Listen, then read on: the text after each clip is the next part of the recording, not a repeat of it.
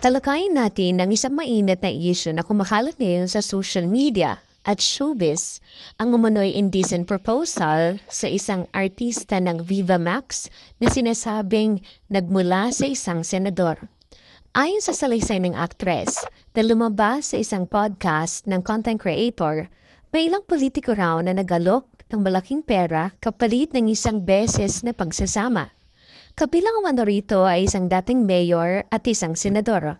Anya, ang inaalok sa kanya para sa isang gabi ay hindi lang pangkaraniwang halaga. May dagdag pa raw na tip na umabot sa daan-daang libong piso. Hindi binanggit ng aktres ang totoong pangalan ng senador, ngunit nagbigay siya ng bakbakan. Ang pangalan umano ng senador ay may letrang R, so ng pangalan, at letrang F sa apelyido. Ang naturang detalye ang naging dahilan para maraming netizens ang mag-espekula sa social media at muling binuhay ang mga tanong tungkol sa pagiging transparent ng ilang ng mga nasa kapangyarihan. Pagkatapos lumabas ang mga pahayag ng aktres, umulan agad ang mga komento online. May mga sumuporta sa tapang ng kanyang pagsasalita. May iba namang nagtanong kung bakit hindi pinangalanan ang nasa likod ng akusasyon. Muli itong nagpaalala sa publiko ng mas malawak na issue, ang vulnerability ng mga taong nasa showbiz, lalong-lalo na yung mga humaharap sa pressure ng pera at kapangyarihan. Ang insidente ay hindi lang simpleng chismis, may potensyal itong magdulot ng takot, pangamba, at kawalan ng tiwala sa parehong industriya ng aliw at sa politika. Maaaring magsilbi rin itong hamon para sa mga institusyon na magsagawa ng investigasyon o maglatag ng mas mahigit na mekanismo para protektahan ang mga artista laban sa ganitong uri ng panliligaw sa pera at impluensya. Sa panahon kung saan pera at kapangyarihan ang madalas nasa likod ng mga ganitong akusasyon, mahalaga na maging responsable ang publiko. Huwag basta-basta maghusga.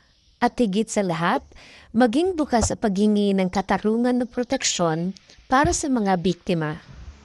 Ang tanong na dapat nating itanong, paano natin matitiyak na may kalayaan at dignidad ang lahat sa industriya, lalo na ang mga nasa pinaka-baba? Halimbawa, ilan yung politiko, ano ba to, national o local? National. National? So, yung mong sabihin nakahilera sa mga senador, ganyan. Meron po. Senator? Senator. Naku po. Iilan lang ang senador. Naku po. So, iilan lang. Si senator. Magkano ino-offer ni senator? Ano pa lang. Tip pa lang, paldo na. Tip pa lang, paldo na. Tip pa lang, paldo na. Magkano mag-tip si senator? Abot ng 250 to 300. 250 to 300. Yes, wala pang nangyayari to. Wala pa po.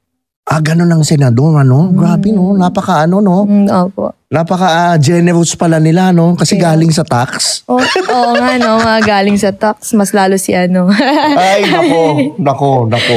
Okay. Tapos, ito question ko ngayon. Yung mga minention mo sa aking mayor or senator, yes, nakita mo nag-hearing sa Senado. Nandun sa hearing, yung mga nag-offer? Nandun. Nandun? Oo, nandun, syempre. Nako, okay. Ito na lang, final. Yung nandun sa hearing na senator, bigyan mo ko initials lang. Pwede ba yun? Oo, initials lang. First name, last name.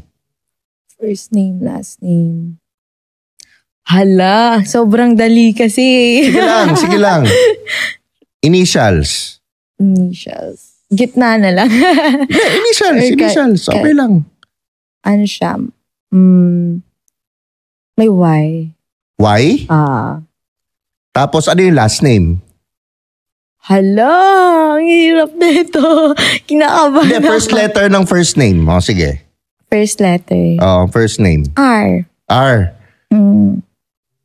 Last name. Hala, wag na. First letter ng last name. First letter ng last. Sige. Wag first letter. Last letter ng last name. R ang first name, di ba? Opo. Last letter ng last name. F na lang. Ha? F. F ang last name. Opo. Yun ang last letter, yung elf? Hindi. Second, pangalawa. Pangalawa. Pangalawang letter ng last name. Opo. Okay, okay. Parang comment nyo nga guys, tingnan natin yung sino. Dali, sino yung mga first letter ng first name R, tapos sige. Yung second letter or third letter, no? Opo, F, no? yes po. Comment nyo nga. Sige nga, hindi ko alam eh. Parang hirap hulaan. Oo, mahirap, no? Naku.